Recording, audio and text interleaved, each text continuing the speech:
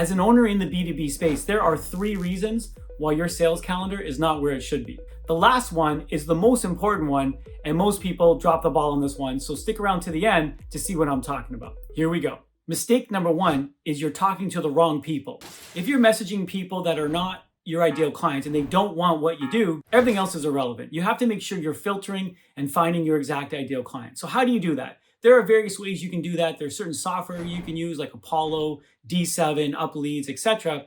But I really prefer using Sales Navigator. So what we do is we use Sales Navigator, we scrape leads after we've done a very, very detailed filtering. Sometimes when I take on a new client, it takes me an hour just to find the exact ideal clients. Most times it takes me 10 minutes, but sometimes it's a little bit tricky and I have to really think about and strategize how I'm going to use Sales Navigator to its fullest. Once we have our list, then we want to scrape those leads and get their data, their first name, their last name, the city they're in, their company name, and of course, a relevant email. Once you have those emails, you have to verify them and enrich the data to make sure when you're emailing these people, your bounce rate is not through the roof, because then you'll burn your domains, meaning your emails will start ending up in spam and people are not actually seeing what you write.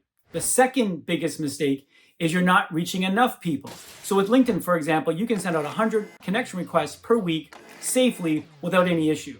With email, we can find those exact people and email them in a very compelling, concise, and respectful and polite way. So the open rates are between 60 to 75%. But the great thing about this is we can message and email hundreds of people per day.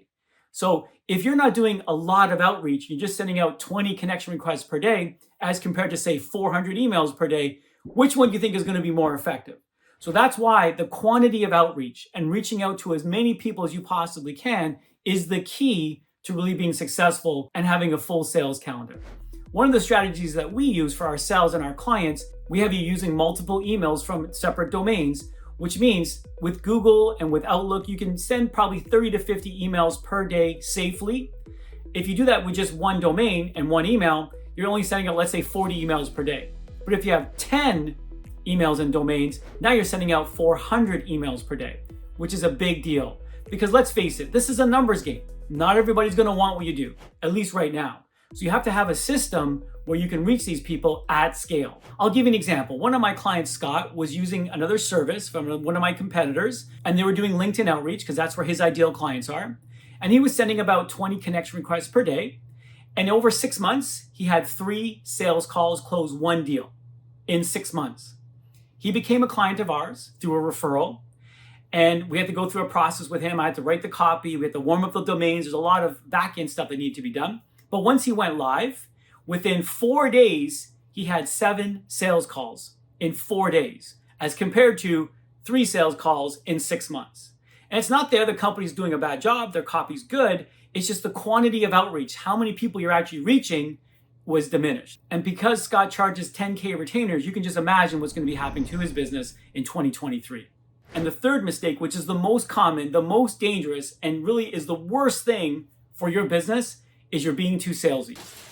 What does too salesy really mean? So when you write copy or when you're reaching out to people, you don't want to send them your calendar right away and a link right away and check out how great I am.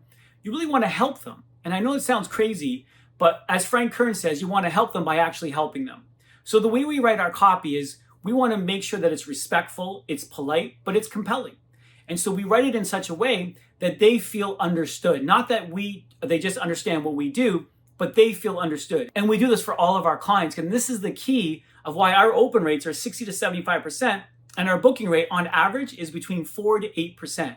If you're sending out hundreds of emails per day, do the math, you can figure out exactly how that works.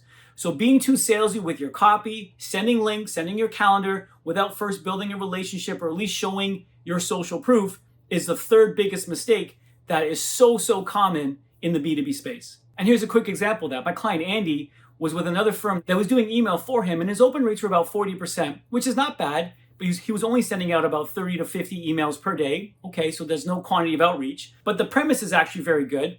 But his copy was terrible. It was all about sending links and sending his calendar right away. And what happened was his email started going into spam. Because when someone doesn't respond to you, you can't just send them an email with a link. The link can only be sent to be safe and to have longevity with your domains after they've responded. But before that, you don't want to send links. So Andy was with another company, and over 8 months, he had 10 calls and he closed 2 deals. And he charges about $6K per client. It's not bad. He got his ROI.